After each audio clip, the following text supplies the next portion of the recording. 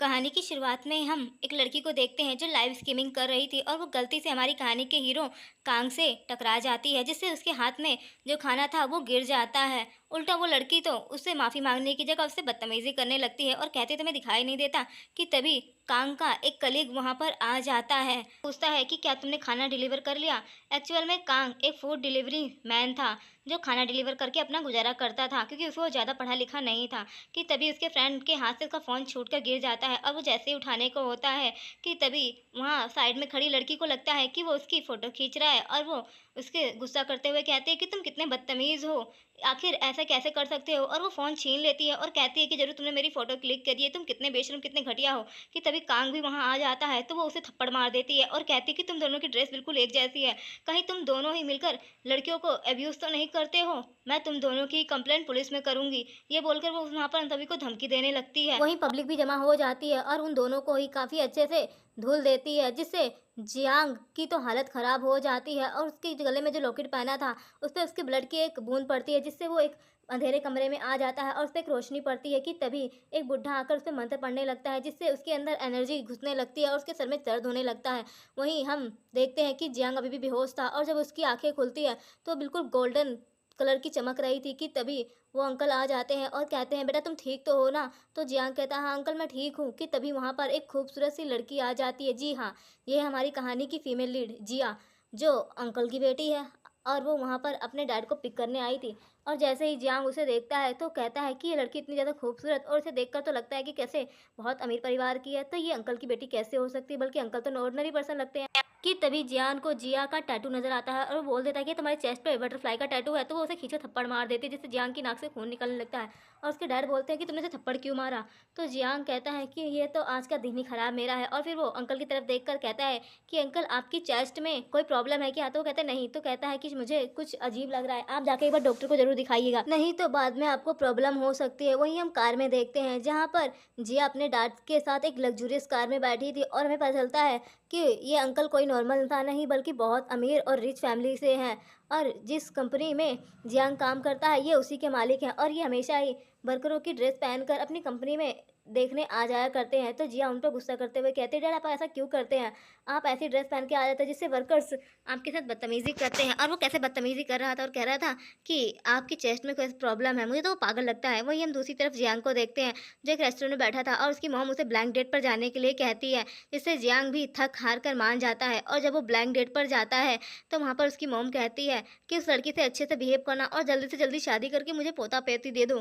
कि तभी वो ब्लैंक डेट वाली लड़की भी अपनी मॉम के साथ आ जाती है और वो लड़की कोई और नहीं वही थी जिसने मार्केट में जियांग की अच्छी खासी तुड़ाई करवा दी थी। वहीं जियांग की बात सुनने के बाद अंकल हॉस्पिटल अपनी बेटी जिया के साथ आ जाते हैं और अपना पूरा चेकअप करवाते हैं। तो डॉक्टर कहता है कि आप तो बिल्कुल पूरी तरह से ठीक है, आपको कोई बीमारी नहीं है। और फिर वो उनकी मेडिकल रिपोर्ट दिखाता है, जिससे जिया कहती है मैंने कहा था वो लड़का पागल है और कैसी अजीब बातें कर रहा था। कि तभी वहाँ पर नर्स आ जाती है और वो कहती है कि सर सॉरी मैं गलती से गलत रिपोर्ट आपको दी देती। और फिर हम देखते हैं कि जियांग की बात बिल्कुल सही निकलती है। वहीं दूसरी तरफ जैसे ही शीशी जियांग को देखती है वैसे ही उसे चिल्लाती है और कहती है तुम तो वही हो ना जो मुझे वहाँ पर अपने उस दोस्त के साथ छेड़ रहे थे, कितने बदतमीज हो और तुम्हारी हिम्मत कैसे हुई मेरे साथ ब्लाइंड डेट पर आने की। तभी उसकी मॉम भी उस पर गुस्सा करने लग जाती है जियांग पर और कहता है कि तुम कितनी बदतमीज लड़के हो।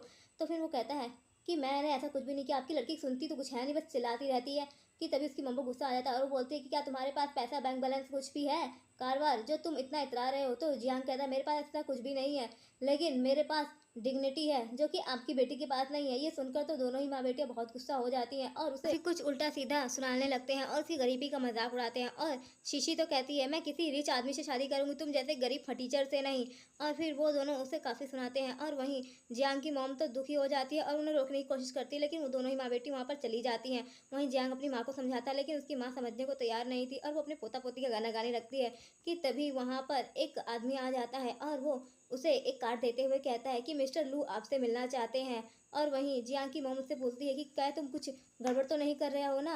और वहीं हम अंकल को देखते हैं जो जिया के साथ बैठकर बातें कर रहे थे और उसे कहते हैं कि मैंने तो कहा था वो लड़के में कुछ तो बात है और मुझे वो इतना ज़्यादा पसंद है, मैं तो चाहता हूँ कि वो मेरा दामाद बन जाए। ये सुनकर तो जिया उन्हें केला खिला देती है और कहती है कि मुझे वो खास ज़्यादा पसंद नहीं है और ना ही मैं उससे शादी करना चाहती हूँ। लेकिन उसके डैड कहते हैं लेकिन मुझे तो वो बहुत ज़्यादा पसंद है। और वहीं जियांग भी होटल में आ जाता है जहाँ उसे मिस्टर लू ने बुलाया था और वो कॉल करके कहता है कि मैं आ गया हूँ। तो मैनेजर कहता है कि मैं भी आता हूँ। कि तभी वहाँ पर उसे शीशी मिल जाती है और उसे देखकर उसे लगता है कि वो उसे यहाँ पर फिर से पटाने के लिए आया है। इसीलिए वो वहाँ पर उस पर रोब झाड़ते हुए कहती है कि भूल जाओ कि मैं तुमसे शादी करूँगी, मैं तुम्हें बिल्कुल भी पसंद नहीं करती हूँ, मैं किसी और को लाइक करती हूँ, वैसे भी तुम गरीब टीचर हो। और फिर वो उसे ताने देने लगती है और कहती है यहाँ से बाहर निकलो। तो जियांग कहता है अरे मेरी बात सुन लो, मुझे तुम्हें कोई इंटरेस्ट नहीं है। और ये सुनकर तो जिया उसे थप्पड़ मारने लगती है और कहती है झूठ बोलना बंद करो, तुम मुझे पता है कि यहाँ मेरे पीछे ही आए हो। और फिर तभी वो कहती है कि यहाँ से दफ़ा हो जाओ। तो फिर जियांग कहता है मुझे तुम्हें कोई इंटरेस्ट नहीं, मैंने तुम बोल तो दिया है, और वैसे भी मैं मिस्टर लू से मिलने आया हूँ। ये सुनकर तो जी शीशी हंसने लगती है और कहती है मिस्टर लू जानते भी हो कौन हो, वो इस पूरे होटल के मालिक हैं। जब उन्हें तुम जानते नहीं हो तो झूठ क्यों बोल रहे हो। और फिर वो वहाँ पर कुछ गुंडों को बुला लेती है जियांग की धुलाई करवाने के लिए और कहती है कि ये मुझे छेड़ रहा है और ये मुझे ज़बरदस्ती शादी करना चाहता है। जिससे वो टिल्लू सा गुंडा उसे भड़कते हुए कहता है कि तेरी आखिर हिम्मत कैसे हुई शीशी पर नज़र डालने की, आज मैं तेरी हड्डियां पसलियां सब तोड़ दूंगा। तो जियांग उन दोनों को एक कार्ड दिखाते हुए कहता है कि मैं यहाँ पर इस शीशी के लिए नहीं आया हूँ, मैंने कितनी बार बोल दिया। और वहीं वो दोनों वो कार्ड देखकर शौक हो जाते हैं क्योंकि वो मिस्टर लू का कार्ड ही था।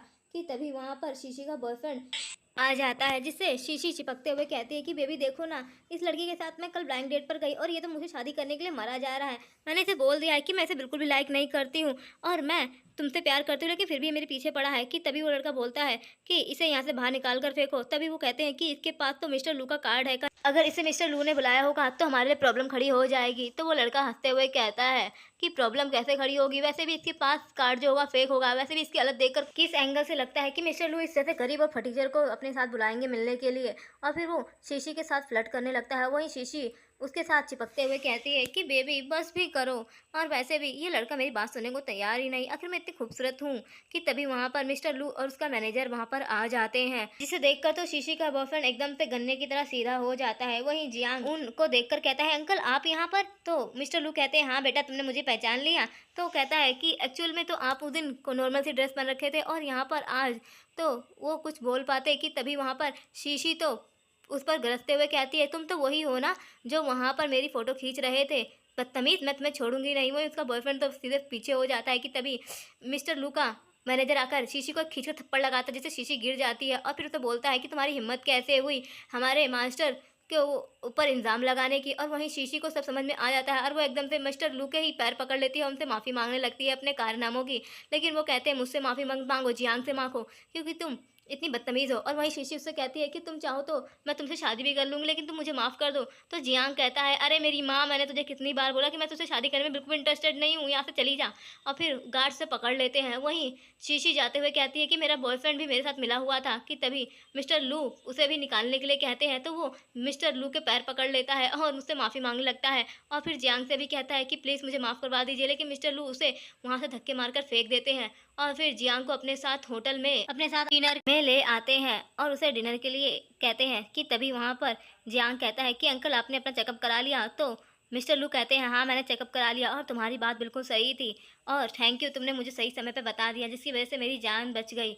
और फिर वो अपने साथ उसे कंपनी में काम करने के लिए ऑफर देते हैं और वहाँ पर कई सारी लड़कियाँ आ जाती हैं जो उसके साथ चिपकने लगती है, जिससे जियांग से एकदम से घबरा कर कहता है अरे अंकल इनसे हमको हटाओ, मुझे ये लड़कियाँ बिल्कुल पसंद नहीं है। फिर वो लड़कियाँ वहाँ से चली जाती है। कि तभी वहाँ पर जिया भी आ जाती है जो कि बहुत ही ज़्यादा खूबसूरत लग रही थी और वो आकर वहाँ पर बैठ जाती है। जियांग उसे देख कर कहता है कि तुम भी यहाँ पर हो। तो जिया बनाते हुए कहती है तो मुझे कहाँ होना चाहिए, और वैसे भी मेरे डैड ने तुम्हें डिनर पर बुलाया है। तो जिया के डैड कहते हैं वैसे मैंने तुम लोगों को बहुत ही खास मौके के लिए मिलवाया है और मैं चाहता हूँ कि तुम दोनों एक दूसरे से बात करो, मैं अभी आता हूँ। ये बोलकर वो उन दोनों को ही वहाँ पर छोड़कर भाग जाते हैं। वहीं जिया को साफ पता था कि इसके डैड क्या करने की कोशिश कर रहे हैं। वहीं जब जियांग बाहर आता है तो वहाँ पर शीशी और उसका वही गुंडा फ्रेंड आकर खड़े हो जाते हैं और उससे मीठी मीठी बातों में बोलते हैं कि आखिर तुम कैसे मिस्टर लू को जानते हो, क्या तुम हमारी बात भी करा सकते हो। तो जियांग तो उन दोनों से अपना भेष उड़ा के जल्दी से वहाँ से भागता है। वहीं नेक्स्ट डे जैसे ही जियान उठता है तो जिया उसे कॉल करके मैरिज ब्यूरो बुला लेती है और उसे कोर्ट मैरिज कर लेती है। तो जियांग कहता है कि आखिर तुमने मुझसे शादी क्यों की। तो जिया कहती है क्योंकि मैं तुमसे शादी करना चाहती थी और इस शादी के 3 रूल्स हैं और इस 3 रूल में तुम मुझे टच नहीं करोगे, मेरे साथ रहोगे, और तीसरा सबसे इम्पोर्टेंट, तुम किसी को भी ढिंढोरा पीट के नहीं बताओगे तुम मेरे हस्बैंड हो। ये बोलने के बाद जिया कहती है अब चलो मेरे साथ। जियांग कहता है सारी शर्तें तुम्हारी लेकिन मेरे लिए कुछ है। तो बोलती है तो एक काम को चलो डिवोर्स ले लेते।